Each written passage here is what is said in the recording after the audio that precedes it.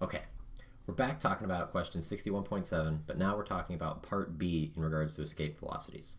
We already saw from the prior video and from the derivation that an escape velocity is equal to the square root of 2 times big G times the mass of whatever you're trying to escape divided by the position you are away from the center of that mass when you go to make your escape.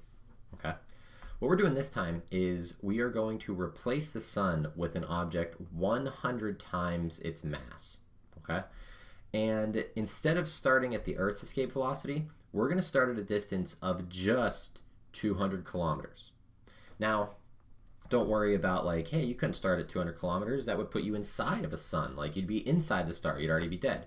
Well, like, what if there was something out there that was super, super dense and it did have 100 times the mass of the sun, but I could exist right here at 200 kilometers? What would happen? So let's take a look at this. In this case, when we go to set up our escape velocity, we're going to get the square root of 2 times g, 6.67 times 10 to the negative 11.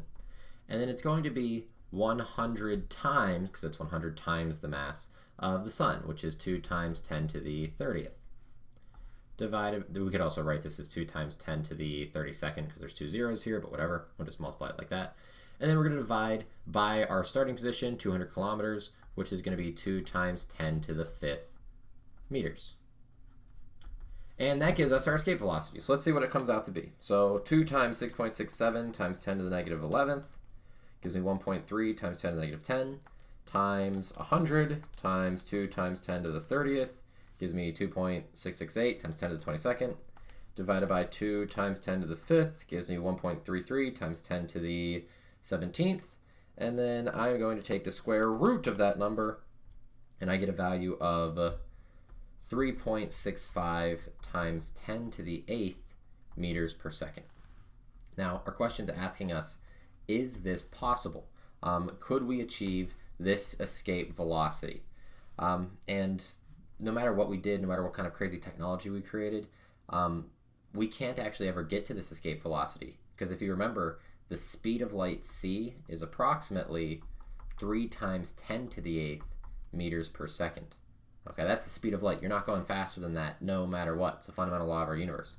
So in order to escape from this object, we need to go faster than the speed of light, which is not possible.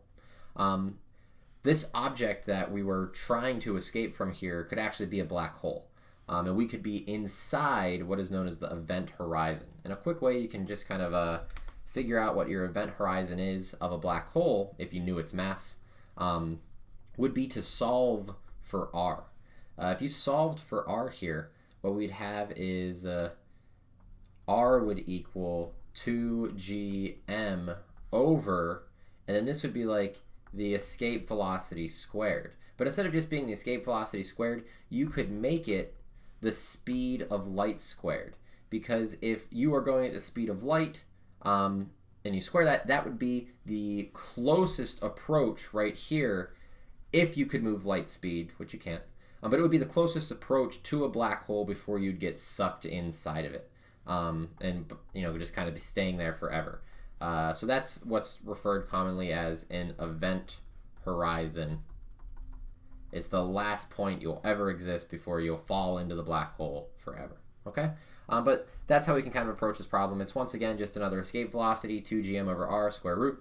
But this time we've kind of changed up the parameters on us. We see we have to go faster than light speed, which we cannot do.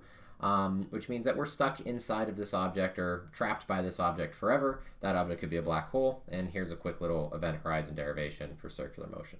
Okay, so with that, this problem is finished. Take it easy, have a good one, adios.